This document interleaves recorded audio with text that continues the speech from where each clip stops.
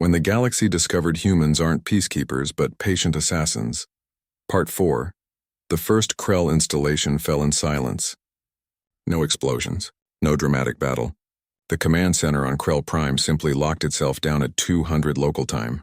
Every door sealed. Every computer terminal displayed the same message in Krell script. For Harmony Station. Inside, 300 Krell military officers found themselves trapped in their own facility. The life support was working, the lights were on, but they couldn't access any systems or open any doors. They were prisoners in their own headquarters. Outside the building, people who had been Krell citizens went about their morning routines. Merchants opened shops. Workers commuted to their jobs. Nobody noticed anything wrong with the command center because nobody could see inside its sealed walls. By the time Krell authorities tried to force the doors, it was too late. When they finally cut through the reinforced barriers 6 hours later, they found the facility empty of anything useful. Every computer was wiped. Every document was gone. And in the main command room, written across the tactical display in human script, was a simple message. We were always here. Captain Daehyun led the strike team that infiltrated the Krell High Command orbital station. They didn't blast through walls or fight their way in. They used maintenance tunnels that Daehyun had mapped 6 months ago during his diplomatic visit. They wore uniforms that human contractors had designed, ones that made them invisible to Krell security sensors. 20 humans moved through the station like ghosts. They knew the guard rotations because they had watched them for months. They knew which corridors had cameras because they had helped install those cameras. They knew everything because they had been patient enough to learn. Daehyun and his team reached the general's command chamber without firing a single shot. The door was locked with what the Krell considered unbreakable security. Daehyun pulled a device from his belt, a gift from Jiwon, who had studied Krell security systems for years. It opened the lock in 14 seconds. General Vakrin was inside, studying tactical displays of his crumbling empire. His fleet was disabled. His bases were compromised. His officers were trapped or missing. He spun when the door opened, reaching for his sidearm. Daehyun was faster. His weapon was already aimed at Vakrin's head. "Don't," he said quietly in perfect Krell. "I'm actually hoping you try." "It would make this easier." Vakrin froze. He stared at the human who had toured his facilities, who had smiled and taken notes, who had seemed so fascinated by Krell military tradition. "You," he breathed. "You were gathering intelligence the entire time." "Of course," Daehyun said. "Did you think I visited 47 worlds because I enjoyed your company?" He stepped closer, his weapon never wavering. "You killed my sister. She was on Harmony Station, studying algae growth patterns. She never hurt anyone. She just wanted to learn about the universe." Vakrin's scales rippled, the Krell equivalent of a sneer. She was weak. "All humans are weak, are we?" Daehyun looked around the command center. "Your empire is falling apart. Your fleet is disabled. Your command structure is destroyed. And we did it in less than a day. Does that seem weak to you?" For the first time, something like fear showed in Vakrin's eyes. "What are you going to do?" Daehyun considered the question. He thought about Harmony Station, about 40,000 people who had died for no reason except Krell pride. He thought about the months of smiling at this murderer, of pretending to respect him. "I'm going to give you a choice," Daehyun said finally. "You can order your remaining forces to stand down. Save whatever Krell lives can still be saved. Or I can leave you here, locked in the station with no power and no communications, and you can watch your empire die on these screens before your life support runs out." Vakrin stared at him. "You would let me live?" "If you surrender, yes. Humanity doesn't want genocide. We want justice. There's a difference." It took Vakrin 5 minutes to decide. Then he recorded the surrender order, his voice filled with bitter defeat. Daehyun transmitted it across all Krell channels. As his team secured Vakrin, Daehyun carved a single word into the command center's desk with his combat knife. Harmony. Commander Minho had a different assignment. While Daehyun handled the high command, Minho led teams that systematically disabled Krell warships, not by fighting them, but by activating the backdoors that human contractors had spent months installing. The Krell thought their ships were secure because Krell engineers had designed them. But humans had built them. And humans had hidden weaknesses in every system. Minho sat in a command center aboard a human stealth ship, surrounded by holographic displays. Each one showed a different Krell vessel. "Target Package Alpha, execute," he ordered. Across 3 star systems, 23 Krell dreadnoughts, the same ones that had threatened New Sol, experienced catastrophic reactor failures. Not explosions, nothing dramatic. The reactors simply went into emergency shutdown, making the ships dead in space. Life support remained active, keeping the crews alive. But the mighty warships that had destroyed Harmony Station were now helpless hulls drifting in orbit. "Target Package Beta, execute." More ships went dark. Minho felt no satisfaction, no joy. This was just work. Necessary work. The kind of work humans did when their patience finally ran out. Jiwan coordinated from Unity Prime, directing the human operatives who had been living as civilians in Krell space. She sat in a secure room with dozens of screens, each one showing a different operation.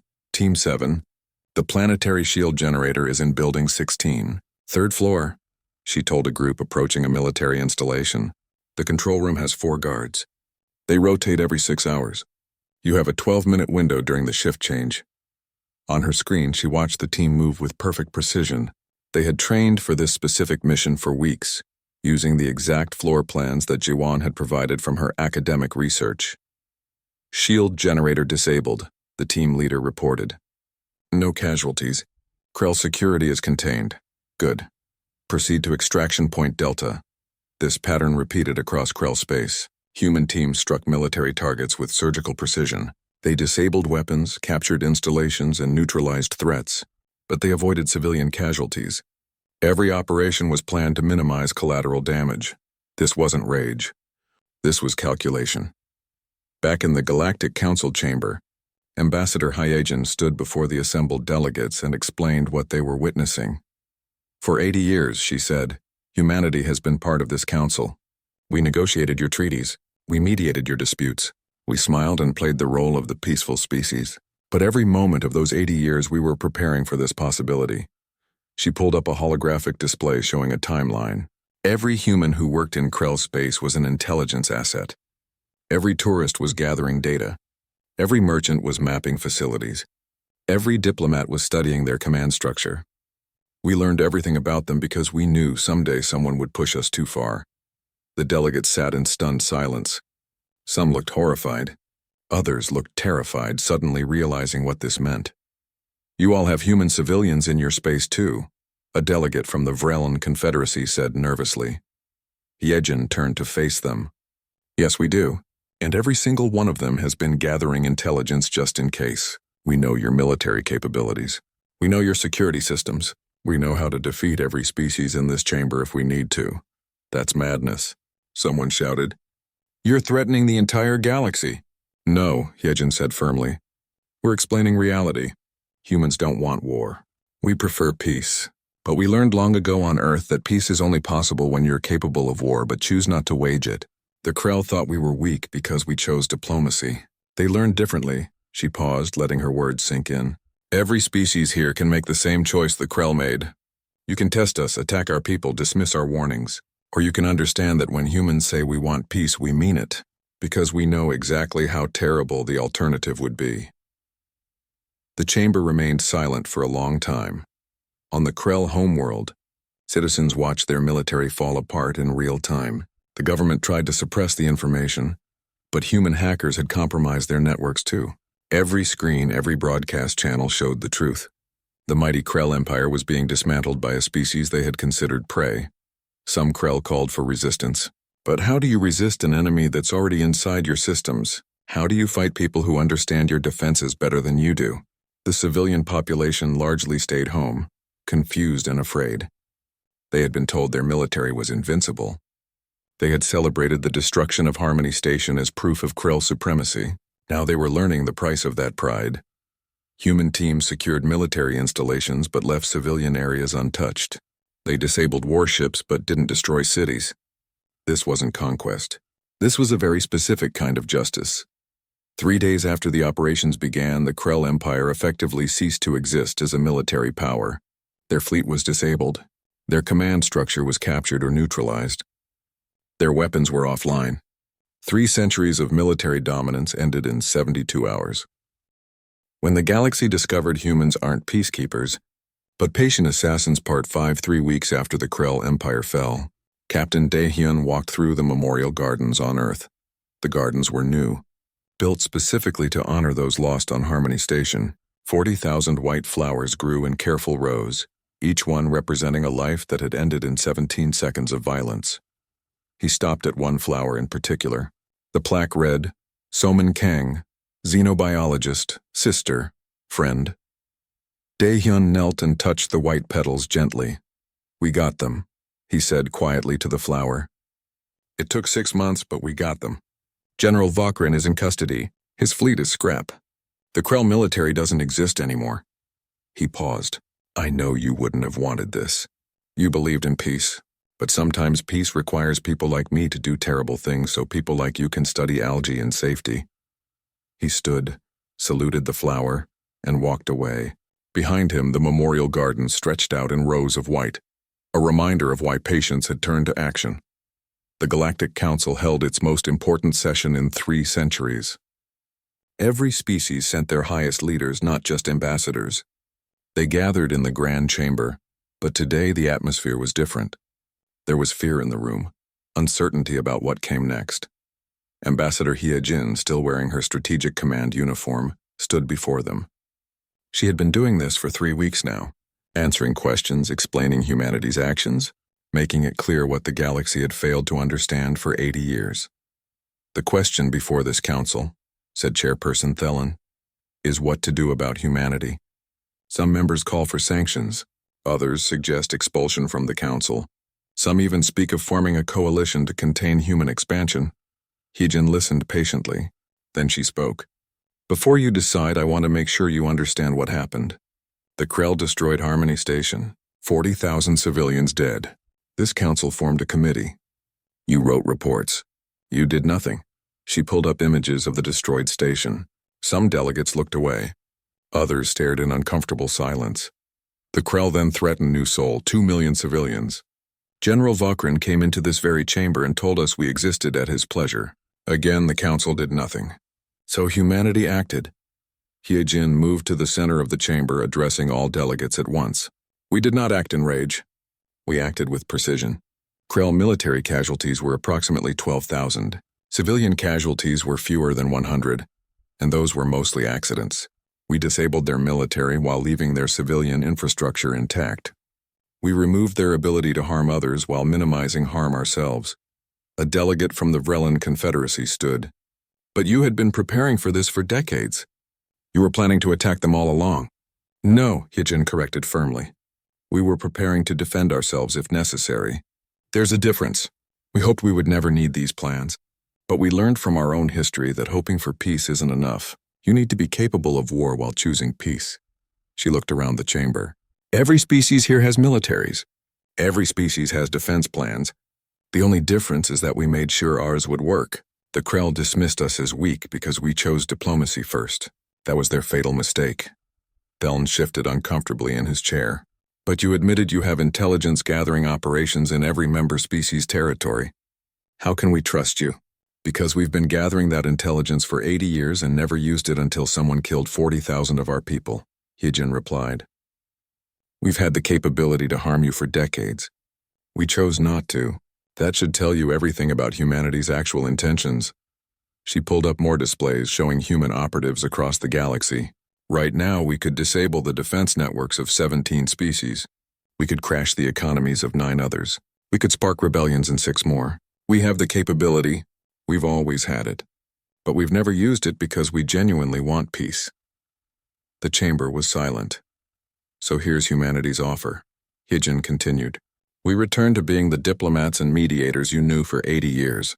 We'll continue negotiating your treaties, settling your disputes and promoting peaceful cooperation. But now you know the truth. We're not weak, we're patient, and if you harm our people, you'll learn the difference. She sat down, her message delivered. The council debated for 6 hours. The vote when it came was unanimous. No action would be taken against humanity. The official statement said that humanity had acted in justifiable self-defense after the council failed to provide justice. It was diplomatic language that meant everyone was too afraid to do anything else. Commander Minho, promoted to admiral after the Krell operation, stood in Earth's Strategic Command headquarters. The room was filled with officers who had spent decades pretending to be civilians, scientists who were actually intelligence analysts, merchants who were really military planners, tourists who had been deep cover operatives. The Silent Accord is being retired, Minho announced to his crew. She'll be in the military museum, a reminder of what we accomplished. But this crew is being reassigned. His officers looked at him with questions in their eyes. Most of you are going back to diplomatic operations, Minho continued. The galaxy needs friendly humans watching them again. You'll return to being merchants, tourists, researchers.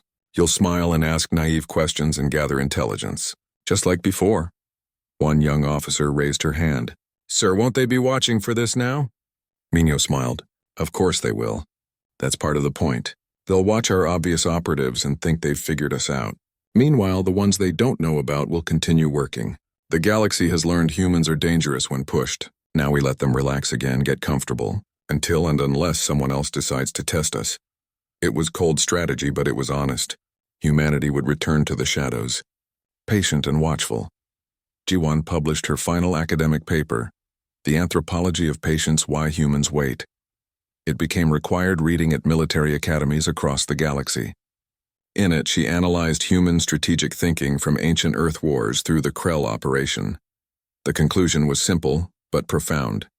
Humans were apex predators who had learned to disguise themselves as cooperative social animals. They could live peacefully for generations, building genuine friendships and partnerships. But if threatened, they would switch to predator mode with devastating efficiency. One section of her paper discussed the concept of strategic patience, the human ability to plan in terms of decades or centuries rather than immediate action. This was alien to most species, who thought in terms of short-term gains and quick victories. The Krell Empire fell, she wrote, not because humans had superior weapons or numbers. It fell because humans spent 6 months learning everything about their enemy before striking once. One operation. 3 days. Total victory. This is the human way of war. Overwhelming preparation followed by surgical execution. The paper made many species very uncomfortable. That was intentional.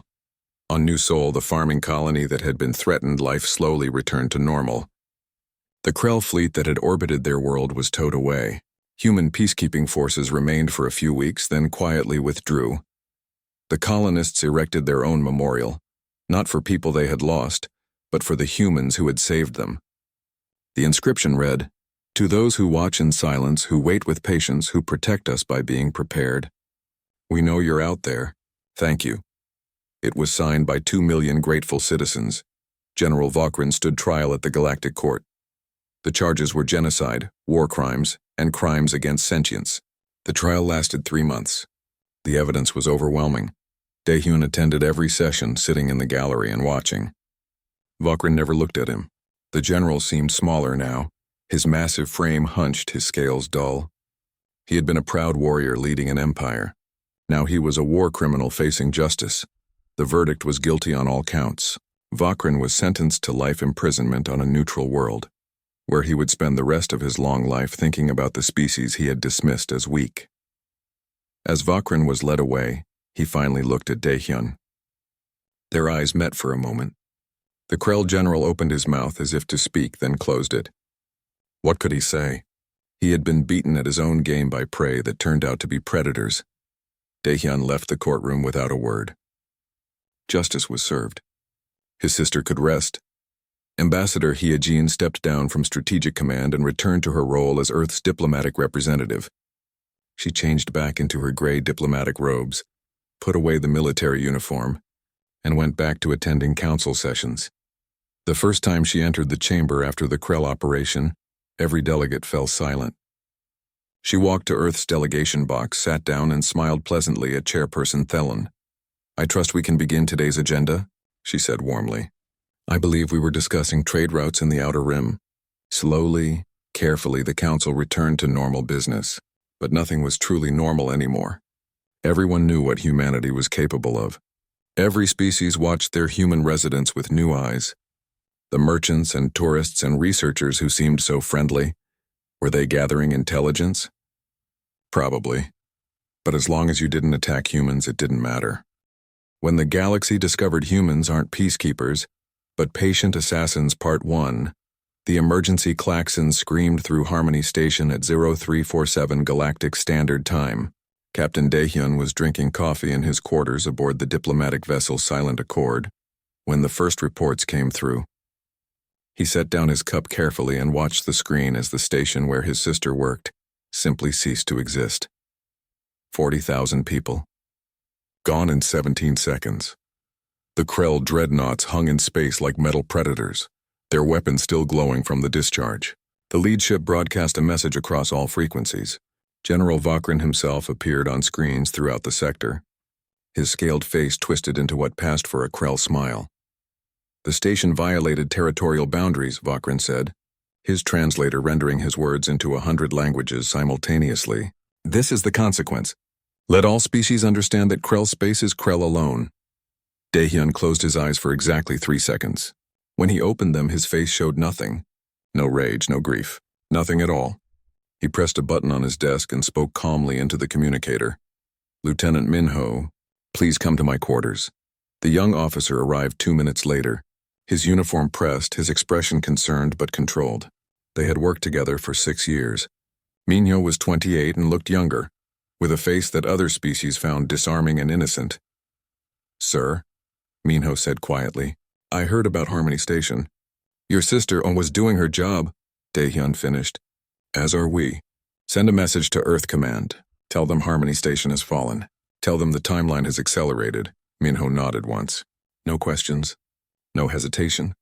He understood perfectly what those words meant. How long do we wait? However long they tell us to, Daehyun replied. Days, months, years, however long it takes.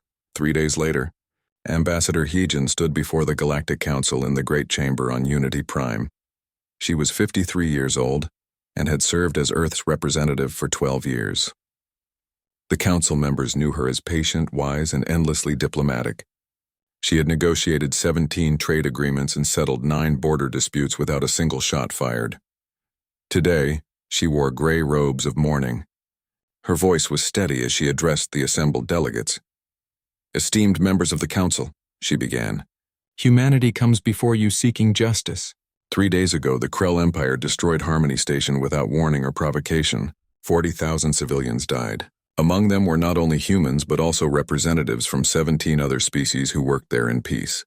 She paused, allowing the translation programs to catch up. Around the chamber, delegates shifted in their seats. Some looked sympathetic. Most looked uncomfortable. Several looked away entirely. We ask the council to condemn this action, Heejin continued. We request a full investigation. We call for sanctions against the Krell Empire until they answer for this crime against sentient life. General Vakrin sat in the Krell delegation box, his massive form barely fitting the chair. He laughed. The sound was like rocks grinding together. The human speaks of crimes, Vakrin said, rising to his full height of nearly 3 meters. But she forgets that strength determines law. The station was in disputed territory. We claimed it. This is how the galaxy works. The strong take what they wish. The weak complain to councils. Heejin met his eyes across the chamber. Then we asked the council to determine the truth of these territorial claims. Surely the law must apply to all species equally. Of course, said Council Chairperson Theln, a being whose species had held the council's leadership for centuries. We will form an investigative committee. This will take time, of course. Proper procedures must be followed. Ambassador Heejin, does Earth accept this process? What else could she say? Heejin bowed her head. Earth accepts the council's wisdom. We trust in the process of law.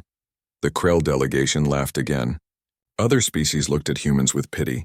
The peaceful species had been struck and they responded with paperwork. How predictable, how weak. But then Heejin did something strange. As she gathered her documents to leave, she looked directly at Vakrin one more time. And she smiled. Not a warm smile or a diplomatic smile. Something else entirely.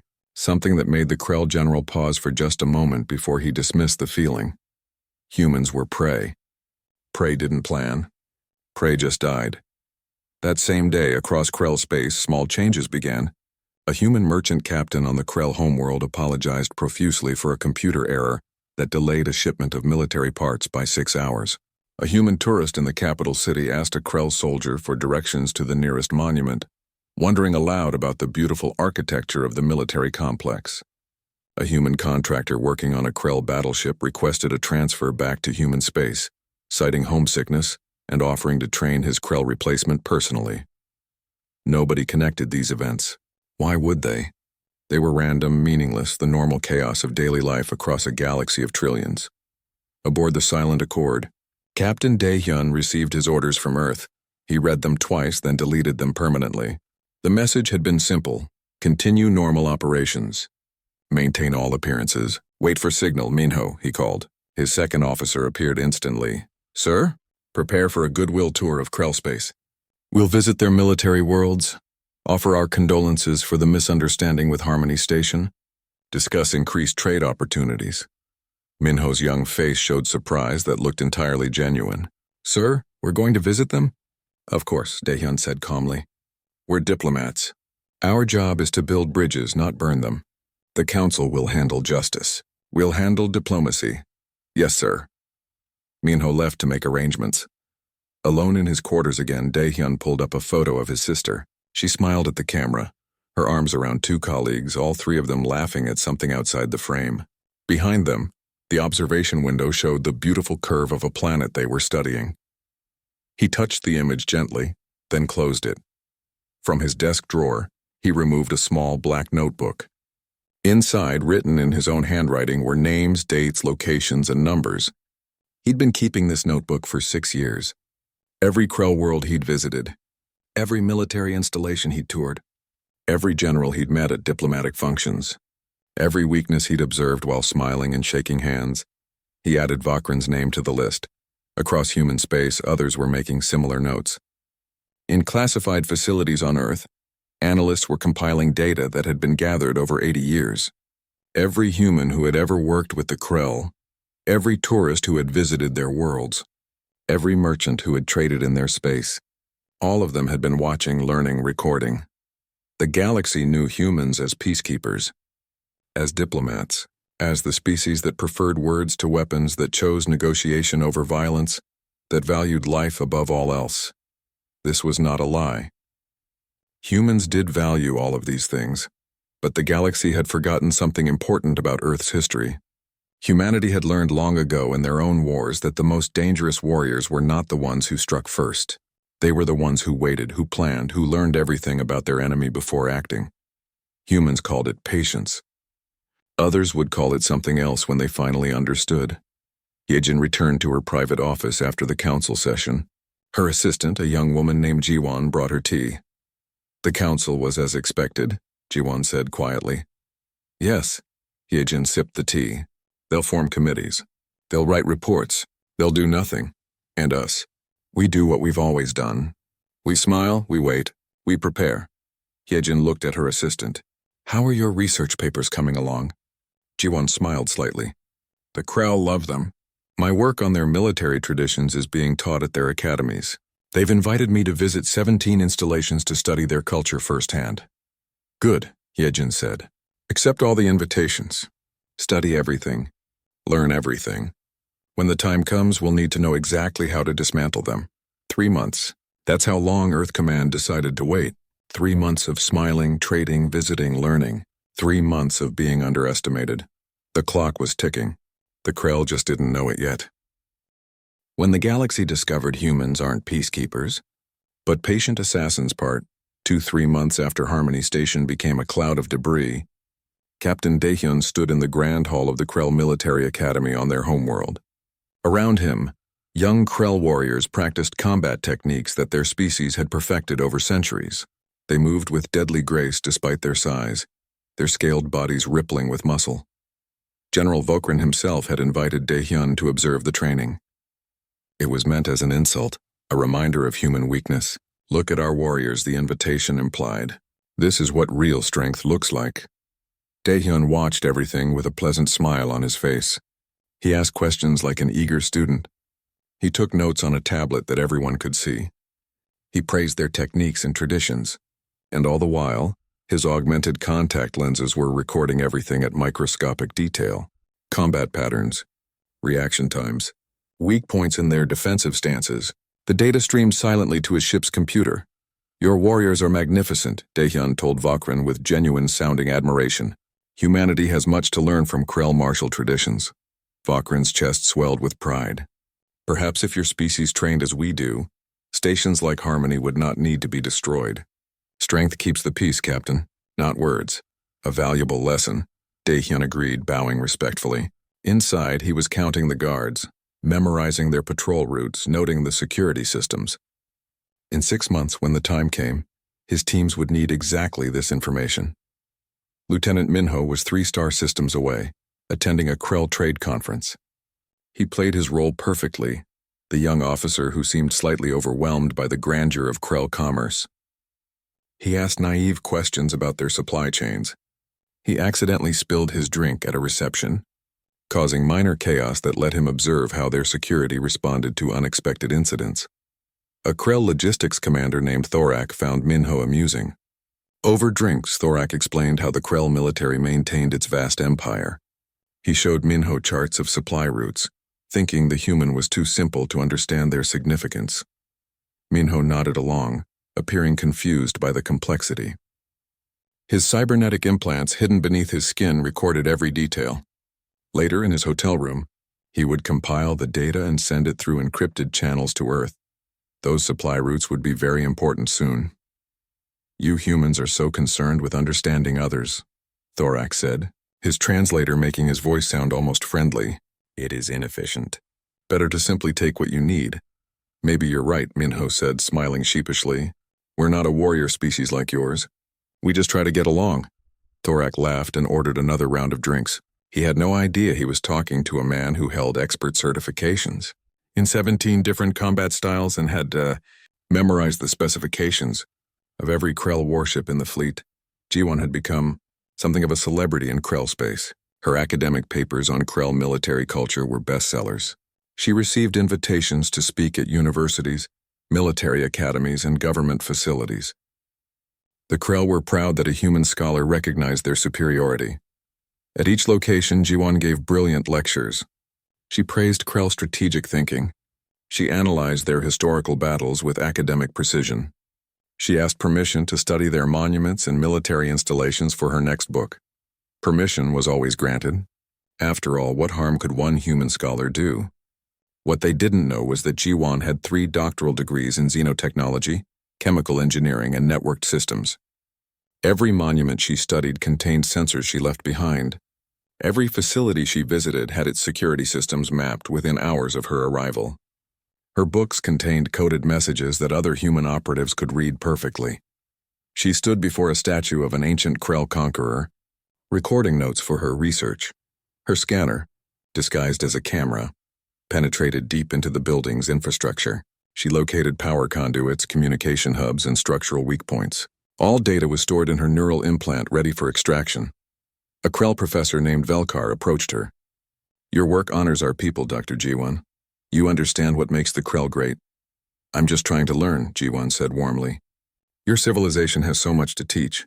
In fact, I was hoping to visit the orbital shipyards next month for my chapter on modern Krell military innovation. I will arrange it personally," Velkar promised. "Any friend of Krell culture is welcome." Jiwon thanked him graciously. Another facility mapped. Another target acquired. Back on Unity Prime, Ambassador Heejin continued her diplomatic work. She attended council meetings, filed reports on the investigation into Harmony Station, and maintained her reputation as a patient, peaceful negotiator. The investigation was proceeding slowly, as everyone knew it would. Committees formed subcommittees. Reports were written and rewritten. The Krell delegation barely attended anymore. Why bother? Nothing would come of it. But Heejin used every session to gather intelligence. She spoke with representatives from other species, learning about their relationships with the Krell. She discovered which species secretly feared the Krell, which ones had lost territory to them, which ones waited for any opportunity to see them weakened. She filed all of this away. Allies for later, perhaps, or at least species who would stay neutral when the time came. In private meetings with other human diplomats, Heejin reviewed target lists that were growing by the day. Every human in Krell space was an intelligence asset. Merchants mapped spaceports. Tourists photographed military installations. Contractors working on Krell ships installed backdoors in their computer systems.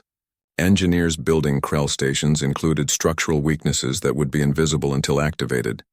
We have operatives in place on 47 Krell worlds, reported Hansel, Earth's intelligence coordinator. 83 military installations have been mapped. We've identified the command structure for their entire fleet. And the gifts? Hyejin asked. All delivered. The Krell leaders love human art. Every sculpture, every piece of technology, every entertainment system we've given them contains what we need. Hyejin nodded. The gifts had been flowing for months now. Human culture was becoming fashionable among the Krell elite. Human designers created beautiful objects that Krell generals displayed proudly in their offices. Human technicians installed advanced computer systems in Krell facilities, systems that worked flawlessly and improved efficiency. Every gift was a weapon waiting to be activated. General Vakran himself had received a beautiful sculpture for his office, a crystalline piece that caught light and cast rainbow patterns across his walls. He showed it to visitors with pride, a gift from the weak humans, accepting their place in the natural order. The sculpture contained enough nanites to disable every system in his flagship, but they would remain dormant until triggered remotely. Patient, waiting. Daehyun completed his tour of Krell space after visiting 47 worlds. He had shaken hands with hundreds of officers. He had toured shipyards, training facilities, command centers, and defensive installations. He had smiled through it all, playing the role of the fascinated diplomat. His notebooks were full. His recordings were complete. He knew the Krell military better than most Krell generals did. He knew their schedules, their procedures, their weaknesses. He knew which officers were competent and which were political appointments. He knew which bases had good security and which were overconfident. On his final day in Krell space, Vakran hosted a farewell dinner. The general was in high spirits, convinced that the human captain had learned proper respect for Krell power. Perhaps you will convince your people to be more realistic, Vakran said, raising a glass. The strong rule. The weak serve. This is nature's law. You've taught me so much, Daehyun replied, raising his own glass. I'll never forget this visit. It was the absolute truth. He would remember every detail for exactly as long as it took to destroy them. Back on Earth, in a facility that officially didn't exist, thousands of analysts compiled the intelligence that was flowing in from Krell space. They built models, ran simulations, and refined target lists. Every Krell warship had a file. Every installation had a destruction plan. Every officer had a threat assessment. The data showed something remarkable. For all their strength, the Krell had a critical weakness: overconfidence. They had conquered for so long, won so consistently, that they had stopped being careful. Their security was good but not perfect. Their systems were powerful but not unhackable. Their warriors were deadly but not invincible. They could be beaten. Not in a straight fight perhaps, but humans weren't planning a straight fight. They were planning something much worse. 3 months had passed since Harmony Station. The Galactic Council's investigation had produced exactly nothing. Ambassador Hyejin read the preliminary report and wasn't surprised. The committee had found the territorial dispute complex and recommended further study. She filed the report away and sent a coded message to Earth Command. Intelligence gathering phase complete. Assets in position, awaiting authorization to proceed to next phase. The response came back within an hour. Continue current operations. Maintain cover. Timeline remains flexible. When the galaxy discovered humans aren't peacekeepers but patient assassins part. 6 months after Harmony Station, the Krell attacked New Sol. The colony world was home to 2 million humans, mostly farmers and their families. They grew crops that fed 3 star systems and asked nothing from anyone except to be left in peace. The planet had no military bases, no weapons platforms, no defenses worth mentioning. General Vakran himself led the fleet that entered New Sol's orbit. 23 warships, enough firepower to reduce the planet to ash. The fleet's arrival was broadcast across the galaxy. Vakran wanted everyone to see this. Captain Daehyun watched the broadcast from his quarters aboard the Silent Accord. His ship was docked at Unity Prime for routine maintenance, far from New Sol, far from where he wanted to be. His hands gripped, the edge of his desk so hard his knuckles turned white. On the screen, Vakran's massive form filled the frame. "People of New Sol," he announced, "your presence in this sector is no longer acceptable. You have 24 hours to evacuate your planet and surrender all human assets in this region to the Krell Empire. If you refuse, we will demonstrate what happened to Harmony Station was not an isolated incident."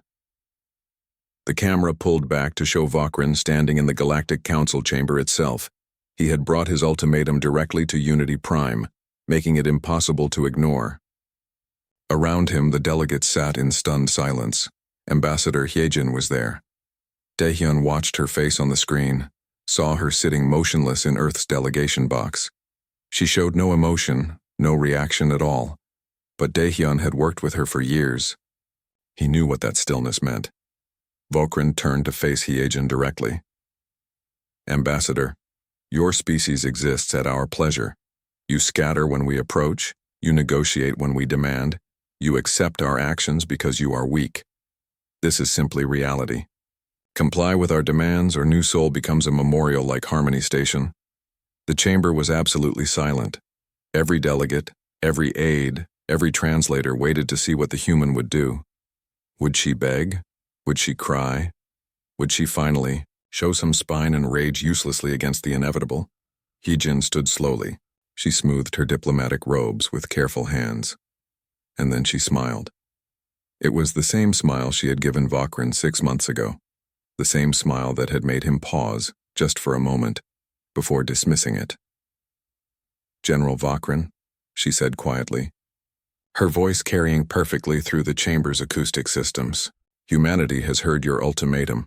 We understand your position completely, and we will respond appropriately." Vakran laughed. "Appropriately? You will accept, you mean? You will evacuate and—" "We will respond," Hyejin repeated. Her smile never wavered. "You have declared war on humanity, General. You just didn't realize it until now." Then she walked out of the council chamber. Every human delegate in the building followed her. Within seconds, they were gone. Vakran stared after them, confused. The chamber erupted in shocked conversation. What did the human mean? What response? They had no fleet near New Sol, no weapons, nothing. But Daehyun understood. He was already moving, his fingers dancing across his console, entering codes he had memorized years ago. Around him, his cabin transformed. Panels retracted, revealing weapons systems that violated 3 separate galactic treaties. His comfortable quarters became a tactical command center. He pressed a button on his collar. "All hands, this is the captain. Drop diplomatic protocols. Activate combat stations, this is not a drill." Throughout the silent accord, humans shed their peaceful disguises. Crew members pulled off their civilian uniforms, revealing combat gear beneath. Scientists secured their labs and moved to weapon stations. Engineers initialized systems that had been hidden for decades. Lieutenant Minho entered Daehyun's cabin, no longer looking young or naive. His face was hard, focused. "Commander Minho reporting for duty, sir." "Commander?" Daehyun asked with a slight smile. "My actual rank, sir. I think we can stop pretending now." Minho pulled up a holographic display. "All operatives in Krell space have received the activation code. We're getting confirmation signals now." Across Krell space, every human suddenly vanished. Merchants sealed their ships and disappeared. Tourists left their hotels and were simply gone within minutes. Contractors finished their shifts and never came back. Within 2 hours, there were no visible humans anywhere in Krell territory. But the invisible ones remained. In his flagship orbiting New Sol, General Vakran received the first reports with amusement. The humans were fleeing. Of course they were. That's what prey did when predators appeared. Then his communications officer reported something odd. "General, we cannot locate any of the human ships that left. They're not showing up on any tracking systems." "They probably have some new stealth technology," Vakran said dismissively. "It doesn't matter. Focus on New Sol. Begin preliminary bombardment in—" The lights went out. Not just in his command center, across his entire flagship. Emergency systems kicked in after a moment, but they were operating at barely 30%. Vakrin grabbed his personal communicator to contact the other ships in his fleet. Static. "Get communications back online," he roared. "Engineering report. What happened to our power?" His engineering officer stared at his console in disbelief. "Sir, I don't know. Every system just went offline simultaneously. It's like something sent a shutdown command to our entire network." Vakrin's blood ran cold. "Check the other ships." The tactical officer worked his console frantically. "Sir, I'm getting emergency transponder signals from every ship in the fleet. They've all lost primary power and communications. In orbit around New Sol, 23 Krell warships drifted helpless. Their weapons were offline. Their shields were down. Their mighty engines were silent. On the planet below, 2 million humans waited in their homes, confused and terrified. They had been told to evacuate but had nowhere to go. They watched the Krell fleet in their skies and prepared for death. Instead, they watched the warships go dark. Back on Unity Prime, Ambassador Hijin walked into the human embassy's secure room. Her diplomatic robes came off, revealing the uniform beneath. Black, unmarked except for a single insignia on the collar, Earth Strategic Command. Hansel was already there, coordinating with the dozen human operatives who had dropped their various covers. "All assets activated," he reported. "Krell military command structure is compromised. Fleet power systems disabled. Ground installations experiencing cascading system failures." "Casualties?" Hijin asked. "Minimal so far. We're targeting military systems only, as planned." Hijin nodded. The plan had always been precise. No civilian casualties if possible. This wasn't genocide. This was surgery. Jiwan was 3 light-years away, standing in what had been her apartment on a Krell academic world. Her books and research materials were already packed and removed. She pressed a button on her wrist device. Across the planet, in 17 military installations she had visited over the past months, the monuments and buildings she had studied so carefully suddenly showed their true purpose. The sensors she had planted activated. Electromagnetic pulses rippled through command centers. Security systems locked down, trapping officers in their own bases. Communication arrays went silent. Jiwan walked out of her apartment and down the street like any other civilian. By the time Krell security realized what had happened, she was off-planet, traveling on a freighter with new identification papers. Captain Daehyun studied the tactical display in his cabin. The Silent Accord was no longer pretending to be a diplomatic vessel. She was a warship, armed with weapons that Earth had been developing for decades, waiting for exactly this moment. "Sir, we're receiving deployment orders from Earth Command," Minho reported.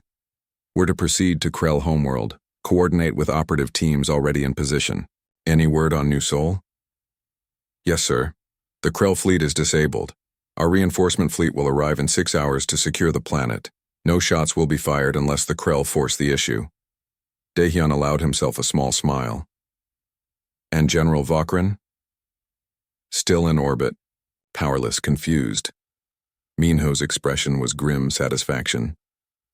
"I imagine he's starting to understand now." Vakrin was indeed starting to understand. Locked in his darkened flagship, with only emergency lights flickering, he finally recognized the truth. The gifts, the visitors, the friendly merchants and naive tourists and helpful contractors. All of them had been weapons. The beautiful sculpture in his office wasn't art. The computer systems that had improved his fleet's efficiency were Trojan horses. The humans who had worked on his ships had sabotaged them from within. Every handshake, every smile, every grateful bow had been part of a plan. They hadn't been weak.